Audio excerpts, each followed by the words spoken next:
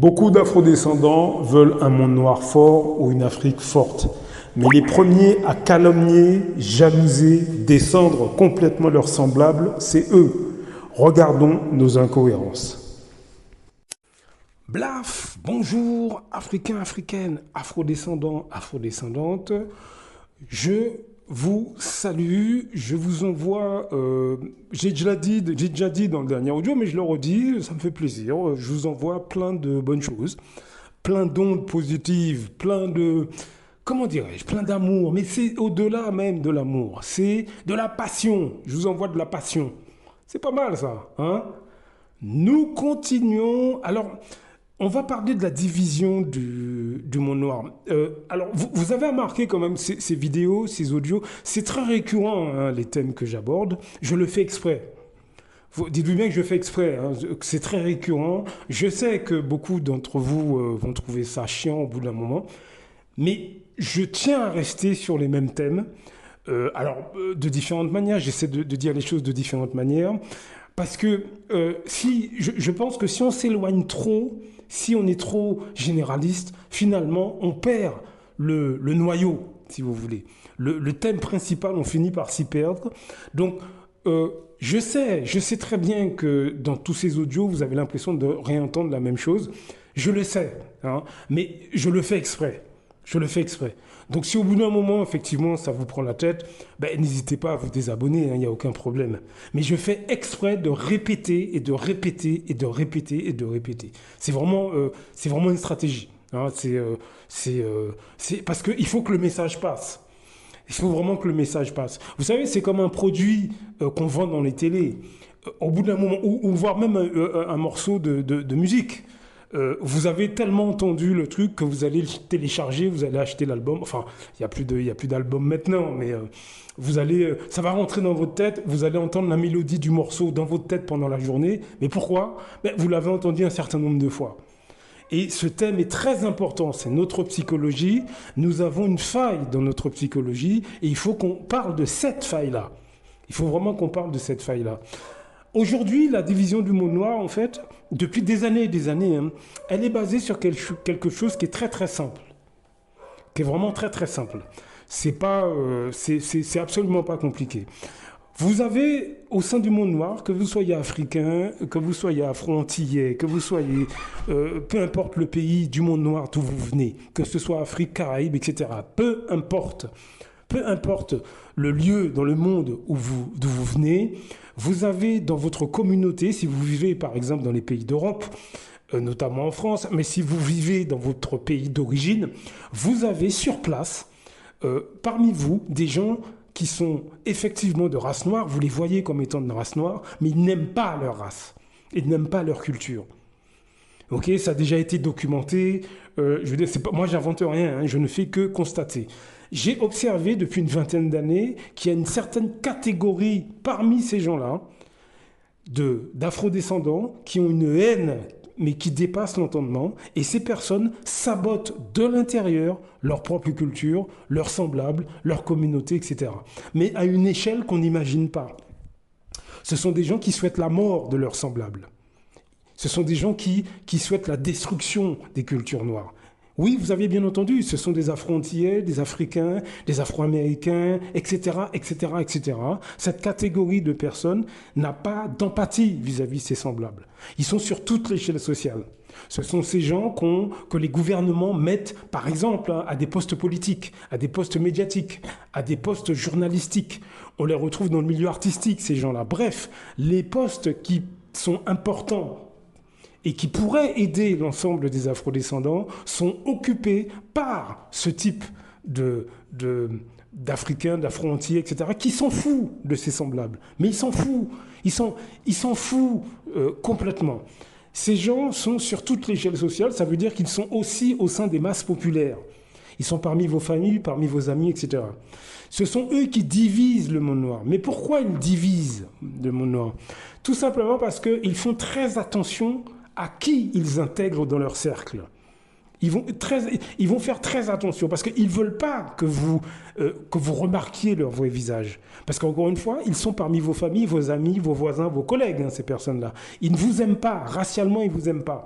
Je l'ai déjà dit dans d'autres audios, c'est pas parce que vous avez un frère, une sœur, un père, une mère qui vous aiment que, racialement parlant, qu'ils vous détestent, hein, qu'ils vous détestent pas. Hein. Ça, c'est attention. Hein, c'est pas parce que vous avez des membres de la famille que vous aimez, etc., que parmi eux, il n'y a pas des négrophobes dédaigneux qui, racialement parlant, ne vous aiment pas.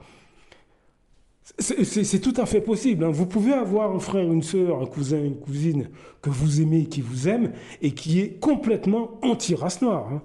Complètement anti-race noire. Hein. Mais simplement avec vous, ils ne vont pas montrer leur vrai visage. Est-ce que vous comprenez? Vous avez des pères et des mères qui sont foncièrement anti-race noire, mais ils crachent dessus, mais avec leurs enfants, ou du moins avec certains de leurs enfants, ben, ils essaient de ne pas montrer leur vrai visage. Parce que j'ai entendu des gens parler du racisme de leurs parents vis-à-vis d'eux. Attention, c'est gratiné, hein. Je vous assure que c'est gratiné. Donc, nous avons ce type de personnes parmi nous, et ces gens ne veulent pas, justement, que l'ensemble des gens qu'ils connaissent, que l'ensemble des gens avec qui ils travaillent, c'est-à-dire les afrodescendants avec qui ils travaillent, sachent leur vrai visage. Parce qu'encore une fois, ces afrodescendants que je vous décris dans toutes ces vidéos, ben, ils ne veulent pas, ils se cachent. Ils ne veulent pas qu'on sache qui ils sont réellement. Eh ben, dans leur vie privée, ils vont filtrer au maximum, qui ils laissent entrer ou pas. Si par exemple ils sentent que vous êtes capable de les observer de l'intérieur, ils ne vont pas vous inviter chez eux. Ils ne vont pas vouloir de contact avec vous. Est-ce que vous comprenez? Même dans le milieu du travail. Hein, en France notamment, observez, quand un noir, homme ou femme, Afrique, Antilles, etc., il est lèche-botte vis-à-vis, par exemple, hein, des autres races dans le milieu du travail. C'est un tapis, homme ou femme. Ben, il veut pas que ses semblables s'en aperçoivent. Parce que ces gens sont sournois, ils sont comme des rats. Ce sont des rats, hein, ces gens. Hein. Ils ne veulent pas qu'on voit leur servilité. Donc, qu'est-ce qu'il va faire vis-à-vis de cet homme ou cette femme? Qu'est-ce qu'ils vont faire vis-à-vis des collègues, des autres collègues de race noire? Ils vont filtrer ceux avec qui ils vont interagir ou pas. Ils vont choisir ceux qui ne sont pas capables de les voir, de les observer. Ils vont choisir ceux qui sont manipulables. Et dans leur vie privée, ils font exactement la même chose. Au sein de la famille, ils vont essayer de se rapprocher de ceux qui ne voient pas réellement qui ils sont ou qui sont d'accord avec eux. Est-ce que vous comprenez? C'est pour ça que vous sentez une division au sein du monde noir. Vous comprenez ce que je veux dire? Lorsque, par exemple, on dit oui, le monde noir est divisé, c'est simplement parce que un des problèmes, c'est pas l'unique raison, mais un des problèmes majeurs, c'est parce que vous avez cette catégorie d'afrodescendants, négrophobes, qui renient leur race, dédaigneux, ils cracheraient même sur l'Afrique, le monde noir d'une manière générale. Si tout ça pouvait être vidé des afrodescendants, je vous assure que beaucoup d'Africains, beaucoup d'Afro-Antillais, etc., mais seraient extrêmement contents. Mais ça, ils ne veulent pas que vous le sachiez. Ils ne veulent pas que vous aperceviez de leur mentalité. Donc, ils vont filtrer au maximum, même au sein de la famille. Comme je viens de le dire, ils vont s'approcher de certains et surtout calomnier d'autres au sein de la famille, pour pas que ceux qui sont capables de les observer, pour pas qu'ils les mettent en lumière, tout simplement. Voilà pourquoi, au sein même des familles, parmi votre groupe d'amis, etc., vous avez ce sentiment de division. Est-ce que vous comprenez? Lorsque, par exemple, dans des familles, il y a des problèmes d'indivision pour un terrain, une maison, etc., Mais en réalité, c'est parce que vous avez de la négrophobie cachée à l'intérieur de la famille et vous avez certains éléments qui ne vont pas tolérer qu'un autre afrodescendant puisse avoir mieux qu'eux. Ça, c'est quelque chose qu'ils ne tolèrent pas. C'est une des caractéristiques de cette catégorie d'afrodescendants que je décris dans toutes ces vidéos, c'est qu'ils ne tolèrent pas le succès chez leurs semblables. Donc, au sein de la famille, quand il y a un terrain, une maison, quelqu'un monte une entreprise, Mais vous imaginez bien qu'ils ne vont pas vouloir qu'un des leurs puisse accéder à, je veux dire, à une richesse telle qu'elle soit. Et ça, ils ne veulent pas, ça. Donc, ils vont calomnier, ils vont jalouser, etc. Mais c'est complètement racial. Mais vous imaginez bien qu'ils ne veulent pas être vus comme des gens anti-race noire au sein de la famille. Donc, ils vont tout faire pour être proches de certains et être distants de quelqu'un d'autre au sein de la famille. C'est comme ça qu'ils se comportent.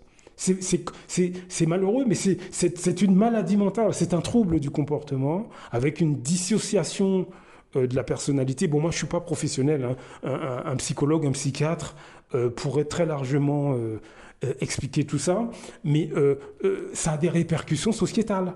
Ça a des répercussions familiales, ça a des répercussions à plein niveau, économique, politique, social et culturel. C'est pour ça que je parle de ces choses-là.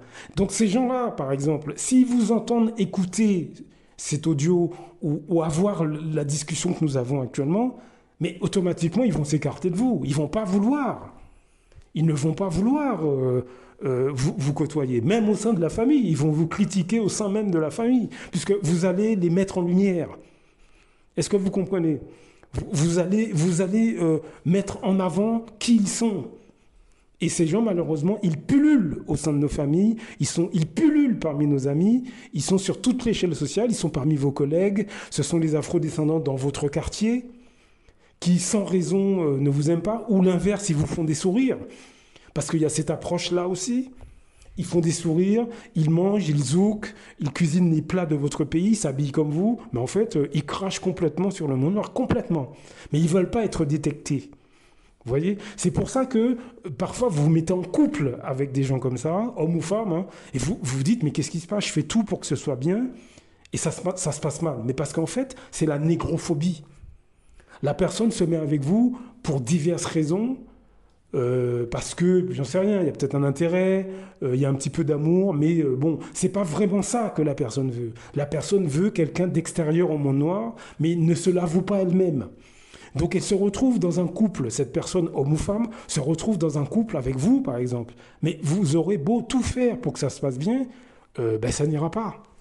Puisque racialement parlant, c'est pas ce que cette personne veut à la base. Il préfère, j'en sais rien, quelqu'un d'une autre race extérieure au monde noir, mais surtout pas un homme ou une femme noire comme mari ou femme. Vous imaginez bien que vous aurez beau faire tous les efforts, mais ça n'ira pas, parce que racialement, culturellement, il ou elle ne vous respecte pas. Il ne vous respecte pas.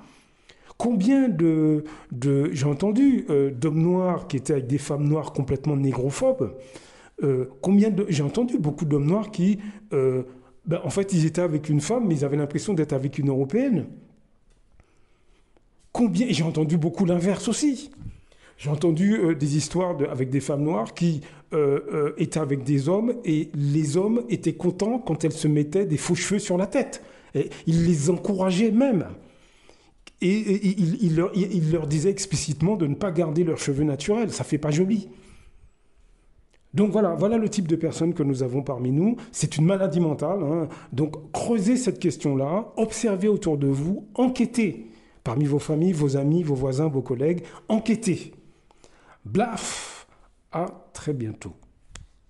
Beaucoup d'Africains se lèvent contre des autres Africains. C'est généralement à travers la corruption. L'Europe, l'Occident le sait. La meilleure façon de faire tomber un Africain qui se lève pour les intérêts des Africains, il faut aller corrompre ses amis ou ses compatriotes. C'est comme ça, c'est toujours à cause de l'argent. Celui qui a fait tomber son cara, il a fait pourquoi? C'est parce qu'il voulait être son cara à la place de son cara.